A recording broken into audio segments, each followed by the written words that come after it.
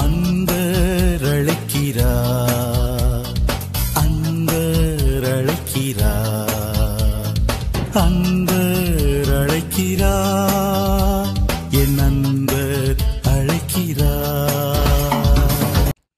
கர்த்தருக்குள் பிரியமானவர்களே, ஆண்டவரும் இரட்சகருமாகிய இயேசு கிறிஸ்துவின் இனிதான நாமத்திலே உங்களுக்கு அன்பின் வாழ்த்துக்கள்.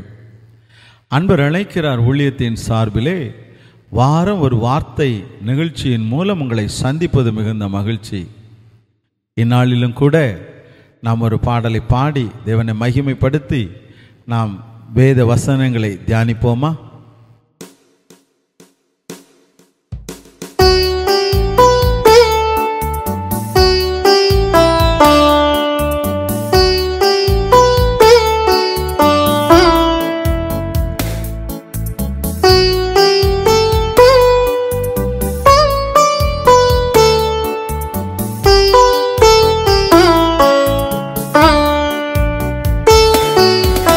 எனக்காக யாவும் செய்து முடிக்கும் என் தேவன் நீரிருக்க பயமே இல்லை.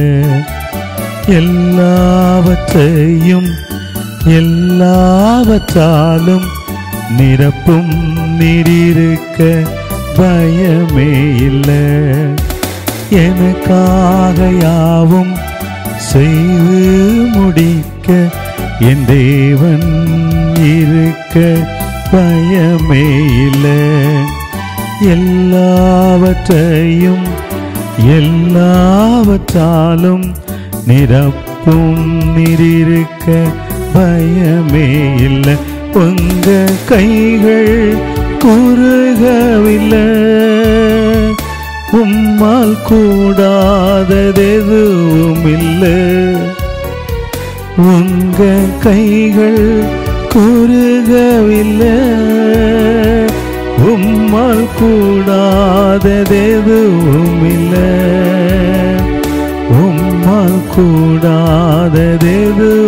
இல்லை. உம்மால் கூடாததெதுவும் இல்லை.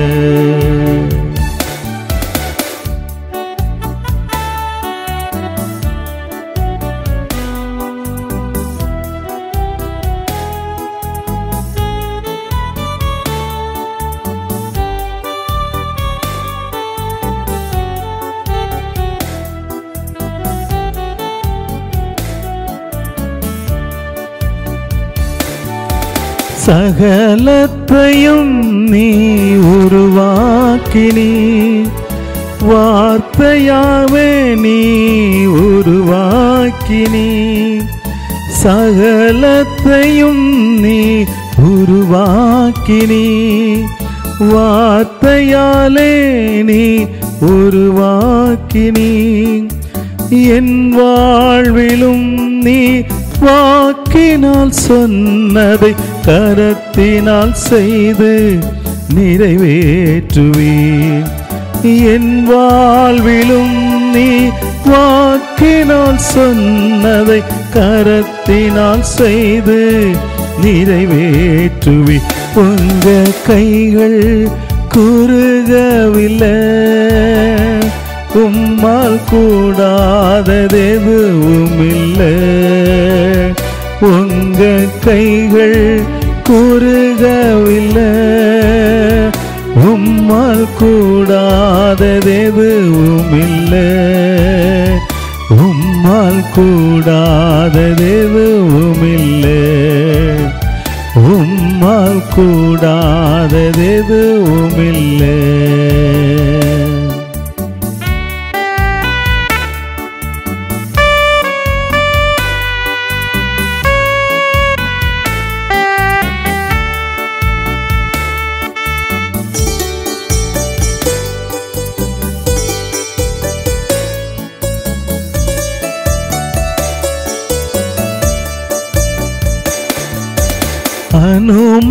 அனுமதித்ததெல்லாம் நன்மைக்காக, நடத்திடும் பாதைகளும் நன்மைக்காக.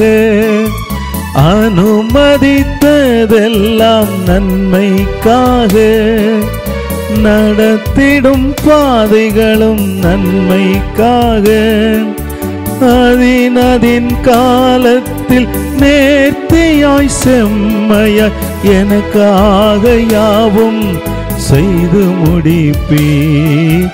அதின் காலத்தில் நேர்த்தியாய் செம்மையாய் எனக்காக யாவும் செய்து முடிப்பீர். உங்க கைகள் குறுகவில்லை, உம்மால் கூடாததெதுவுமில்லை.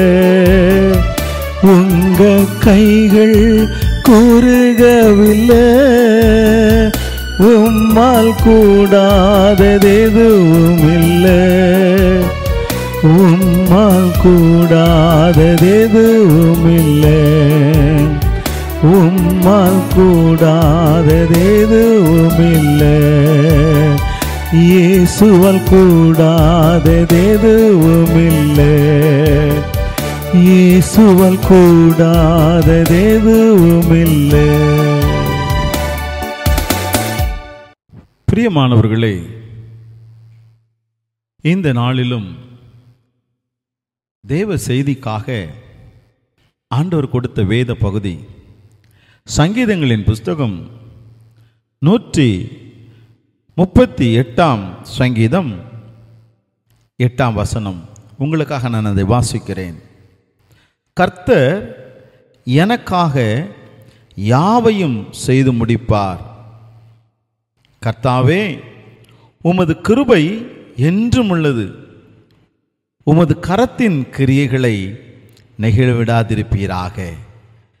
பிரியமானவர்களே, இங்கே சங்கீதக்காரனாகிய தாவீது ஒரு அறிக்கையை வெளியிடுகிறார்.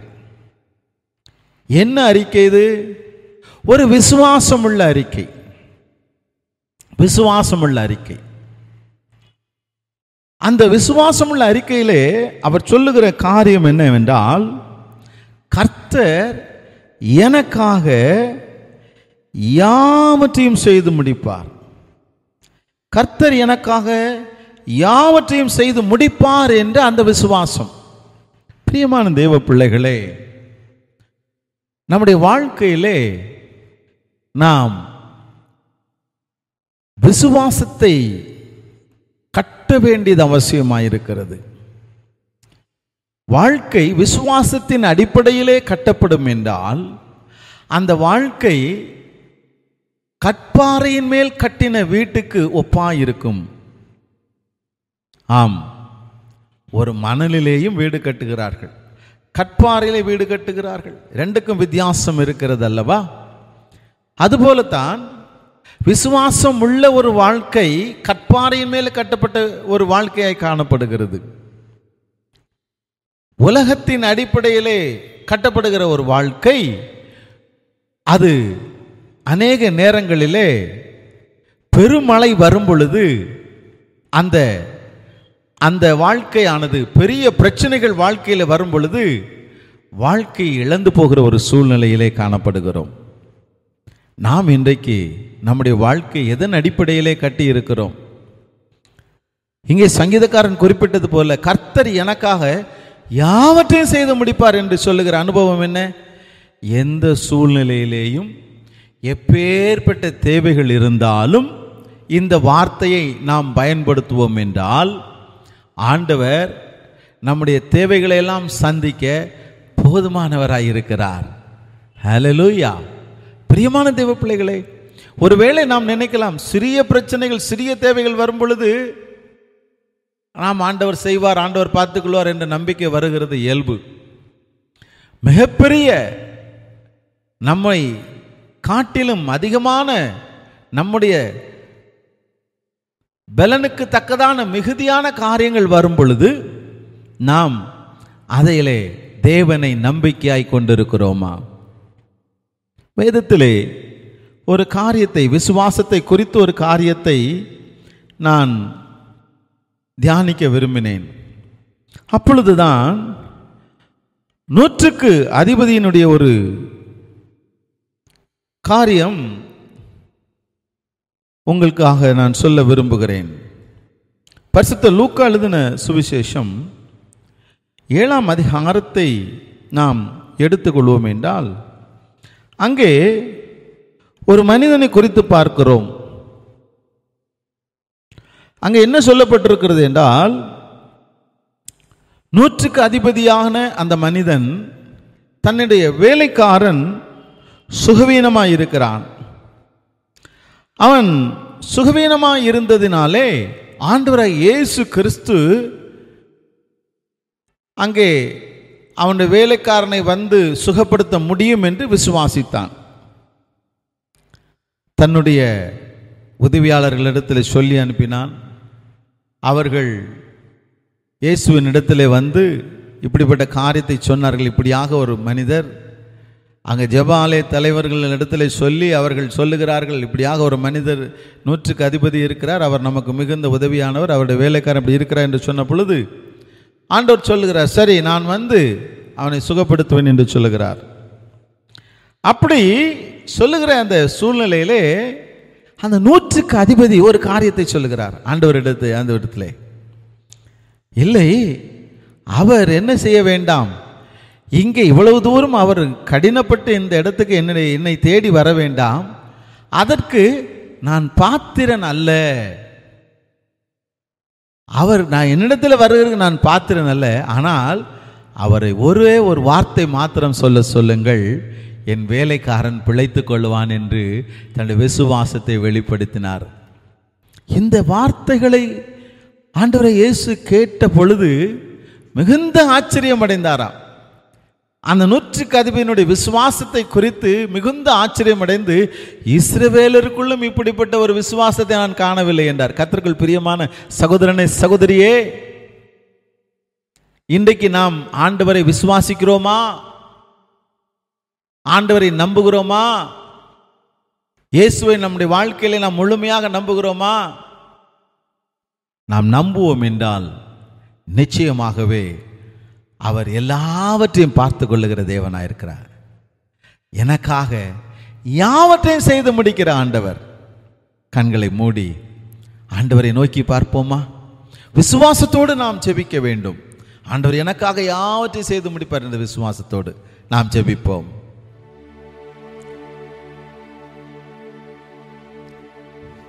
எனக்காக யாவும் செய்து முடிக்கும் என் தேவன் நீரிருக்க பயமே இல்லை. ஆமாண்டவரே, நீர் எங்களோடு இருக்கிறீங்கப்பா. எனக்காக நீர் யாவற்றையும் செய்து முடிக்கிற தேவன் என்பதை விசுவாசிக்கிறோம். ஆகவே நாங்கள் எதை குறித்தும் பயப்படுகிறதில்லை. கர்த்தர் எங்களை நடத்தும். நீ நடத்த போகிற கிருபைகளுக்காக நன்றி அப்பா. தேவைகள் எல்லாவற்றையும் நீ சந்திக்கிறீர். கோடி ஸ்தோத்திரங்கள். தொடர்ந்து பொறுப்படுத்திக் கொள்ளும். இயேசு கிறிஸ்துவின் நாமத்தில் பிதாவே, ஆமேன், ஆமேன். பிரியமானவர்களே, ஆண்டவர் எல்லாவற்றையும் பொறுப்படுத்திக் கொள்வார். மற்றவர்களும் இதை நன்மையாய் பெற்றுக்கொள்ள முடிந்தவரை இந்த காணொளியை பகிர்ந்தளியுங்கள். கர்த்தர் நம்மை ஆசீர்வதிப்பாராக. ஆமென்.